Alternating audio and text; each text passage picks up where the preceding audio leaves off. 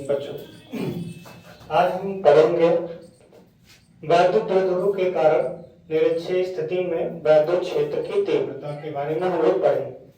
ये हमारा पाठ है कि विद्युत आवेश तथा क्षेत्र में क्लास 12 फिजिक्स में हम देखेंगे कि वैद्युत द्विध्रुव के कारण निरक्षीय स्थिति में वैद्युत क्षेत्र की तीव्रता होती क्या है। तो यहाँ पर पहले तो हम फिगर के बारे में समझेंगे। यहाँ पर दो बिंदु हमारा वैद्युत द्विध्रुव पर हमारा क्या है, दो बिंदु है, एक हमारा A है तथा दूसरा हमारा B है, जिस पर -q और +q आवेश हमारा समान रूप से वितरित है। AB के मध्य बिंदु पे हमारा क्या बिंदु O है, जो O से स्मॉल r दूरी पर एक बिंदु हमारा वैद्युत द्विध्रुव P है। होता क्या, A से O के बीच की जो दूरी है स्मॉल d है तथा O से B के बीच की दूरी हमारा स्मॉल d है। अगर यहाँ पर आवेशों की पूरी दूरी लिया जाए तो यहाँ पर हमारा 2d हो जाएगा। अब ये ध्यान देना है कि वैद्युत द्विध्रुव के कारण O से स्मॉल r दूरी पर अगर P है तो वैद्युत क्षेत्र की तीव्रता ज्ञात करना। तो ये हमारा लंबवत जो घटक होगा E1 sin थीटा तथा E2 sin थीटा, समांतर घटक के लिए हमें क्या होगा, E1 cos थीटा तथा E2 यहाँ पे हमारा cos थीटा हो जाएगा। यहाँ पर हम देखते हैं कि √r² प्लस d² आया कहां से, तो हमें पता है पाइथागोरस प्रमेय से, पाइथागोरस प्रमेय। तो पाइथागोरस प्रमेय का सूत्र हमें पता होना चाहिए। पाइथागोरस प्रमेय हमारा क्या होता है, यहाँ पे कर्ण स्क्वायर बराबर लंब का स्क्वायर प्लस आधार का स्क्वायर, ये होता है। अब यहाँ पे हम देखेंगे हमारा जो लंब है क्या है, r है, तो यहाँ पे r² और आधार हमारा क्या स्मॉल d है, तो स्मॉल d का स्क्वायर, ये हमारा क्या है कर्ण स्क्वायर। तो यहाँ पर कर्ण बराबर हमारा क्या होगा, अगर हम यहाँ से स्क्वायर हटाएंगे तो ये हमारा रूट में आएगा क्या, r² प्लस यहाँ पर d का स्क्वायर हो जाएगा यहाँ से। तो यहाँ से हमें क्लियर हो गया कि √r² प्लस d² आया कहां से। ठीक है, अब इसी के आगे हम चलते हैं। यहाँ पे देखेंगे -q आवेश के कारण, -q आवेश के कारण वैद्युत क्षेत्र की तीव्रता, वैद्युत क्षेत्र की तीव्रता, तो वैद्युत क्षेत्र की तीव्रता हमारा क्या होगा, यहां पर E1 लेंगे तो E1 बराबर सबको पता है 1/4πε0, ये हमारी वैल्यू होती है, और Q बटा r² होता है। तो यहाँ पे जो दूरी हमारी होगी क्या, AP या BP, AP लिख सकते हैं या PA लिख सकते हैं। तो यहाँ पे हमारा क्या हो जाएगा, PA का स्क्वायर हो जाएगा। तो यहाँ पे इसको हम सॉल्व करेंगे तो इसको हम लिख सकते हैं E1 बराबर 1/4πε0 हो जाएगा, और Q बटा AP का मान हमें पता है, AP का जो मान है क्या हमारा है √r² प्लस यहाँ पे d का स्क्वायर, और इसका स्क्वायर का भी क्या होगा, स्क्वायर होगा। तो यहाँ से हम पता करेंगे E1 बराबर क्या होगा 1/4πε0, और ये हमारा होगा Q बटा ये हमारा क्या होगा r² प्लस d का स्क्वायर होगा। ये हमारा क्लियर है। अब यहाँ से इसी प्रकार से दूसरे बिंदु हम +q आवेश के कारण चलेंगे। तो यहाँ पर लिखेंगे +q आवेश के कारण, +q आवेश के कारण वैद्युत क्षेत्र की तीव्रता, वैद्युत क्षेत्र की तीव्रता। तो यहाँ पर +q आवेश के कारण वैद्युत क्षेत्र की तीव्रता हमारा क्या होगा, यहाँ पे हम E2 लेकर चलेंगे। तो E2 बराबर सबको पता है कि यहाँ पे जो E2 हमारा है, तो यहाँ पे E2 बराबर होगा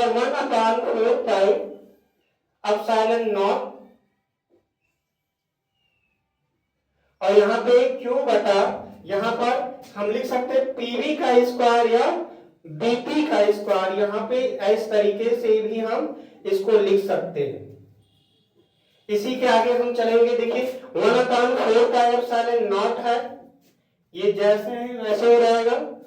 और यहाँ पे जो बीपी है इसकी वैल्यू मुझे पता है, √r² प्लस डी का स्क्वायर होता ही है। तो यहाँ पे हम लिख सकते हैं Q बटा, यहाँ पे क्या होगा, √r² प्लस डी का स्क्वायर का होल स्क्वायर हो जाएगा। ये डायरेक्ट ये हमारा यहाँ से समझ है। अब इसी के आगे फिर हमारा क्या, 1/4 पाई एप्सिलॉन नॉट, और यहाँ पे हमारा Q बराबर, इसको हम मिटा देंगे, पता ही है आवेशों की बीच की दूरी लिखे भी है। तो यहाँ पे देखेंगे, यहाँ पे जब हमारा ये स्क्वायर होगा तो रूट हट जाएगा, तो यहाँ पे मुझे प्राप्त होगा r² प्लस डी का स्क्वायर हो जाएगा। अब करना क्या है, मुझे A2 की भी वैल्यू यहाँ पे पता चल गया। अतः यहाँ पे लिख सकते हैं हम, अतः बिंदु P पर, अतः बिंदु P पर परिणामी वैद्युत क्षेत्र की तीव्रता, वैद्युत क्षेत्र की तीव्रता, चाहे वैद्युत या विद्युत लिख सकते, कोई दिक्कत नहीं है, वैद्युत क्षेत्र की तीव्रता। तो यह हमारा होता है E बराबर E1 cos theta plus E2 cos theta, ये हो जाएगा हमारा। अब करना क्या है, E1 यहाँ पे हमें पता भी होना चाहिए, जो हमारा यहाँ पर E1 बराबर किसके है, E2 के। तो यहाँ पर A1 के स्थान पर E2 लिख सकते हैं, या A2 के स्थान पर A1 भी हम लिख सकते हैं। तो यहाँ पे वैल्यू हम रखेंगे, तो यहाँ पे होगा क्या, E बराबर E1 cos theta plus E1 cos theta हो जाएगा। अब जोड़िएगा तो यहाँ पे 2E1 cos थीटा हो जाएगा। अब यहाँ पे हमें इसकी वैल्यू रखना है, तो देखिए यहाँ पे 2 है तो 2 हो गया गुणे। अब E1 का मान पता ही क्या होता है, 1/4 पाई एप्सिलॉन नॉट, ये हो जाएगा। और यहाँ पर क्या होगा, Q बटा, है ना, अब Q बटा क्या होगा, यहाँ पे r² प्लस डी का स्क्वायर हो जाएगा यहाँ पे हमारा। अब cos थीटा है तो cos थीटा ही रहेगा, cos थीटा बराबर सबको पता है ना, तो यहाँ पे हम बता दे रहे हैं cos थीटा बराबर आधार बटा कर्ण होता है। क्या होता है, आधार बटे में कर्ण होता है। तो यहाँ पर हमारा cos थीटा बराबर आधार की वैल्यू क्या है, यहाँ पे स्मॉल d है, तो आधार के स्थान पे हम स्मॉल d, और कर्ण जो है हमारा जो प्राप्त हुआ है कर्ण की वैल्यू वो √r² प्लस डी का स्क्वायर है। तो यहां से हम लिख सकते हैं क्या, √r² प्लस डी का स्क्वायर हो जाएगा। क्लियर है। अब मुझे करना क्या है, मान रखना है, तो यहाँ पर मेरा E बराबर क्या होगा, 2 गुणे 1/4 पाई एप्सिलॉन नॉट हो जाएगा, और Q बटा r² प्लस डी का स्क्वायर, और cos थीटा के स्थान पे हम क्या रखेंगे, d बटा √r² प्लस डी का स्क्वायर कर देंगे यहाँ पे। इसके आगे हम ऊपर हम बता दे रहे हैं, ऊपर लाइन में यहाँ पे मिटा दे रहे हैं, तो ध्यान दीजिएगा इसमें करना क्या है। तो यहाँ पे देखिएगा जो मेरा E बराबर है, E की वैल्यू, तो यहाँ पे देखिए 2 है तो 2 गुणे 1/4 पाई एप्सिलॉन नॉट हो गया। और यहाँ पे हम एक चीज और लिख सकते हैं डायरेक्ट में, देखिए 2 का गुणा इसमें Q और D में करेंगे तो यहाँ पे मेरा 2QD हो जाएगा, यहाँ पे 2QD हो गया है। और यहाँ पे आर स्क्वायर प्लस डी का स्क्वायर यहाँ पे 1 होगा। और सबको ये पता होना चाहिए जो अंडर रूट है इसका मुझे 1/2 अर्थात हाफ होता है। तो यहाँ पे जो under root R square plus D square है इसके स्थान पे हम लिख सकते हैं R square plus D square यहाँ पर 1/2। अब करना क्या है, अब यहाँ पे 1 है वहां पे 1/2, तो इसको हम एक सही 1/2 2 का गुणा 1 में करेंगे तो यहाँ 2 + 1/2 यहाँ पे 3/2 आ जाएगा। तो इसके स्थान पे हम ये चीज लिख सकते हैं। तो यहाँ पे E बराबर 1/4 पाई एप्सिलॉन नॉट हो जाएगा।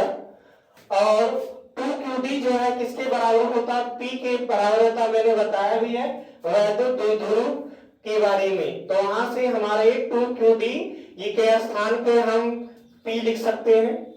और यहाँ पे क्या होगा मेरा R square plus D square, इसको हम लिख सकते हैं क्या 1 सही 1/2, ये चीज हम लिख सकते हैं यहाँ पे।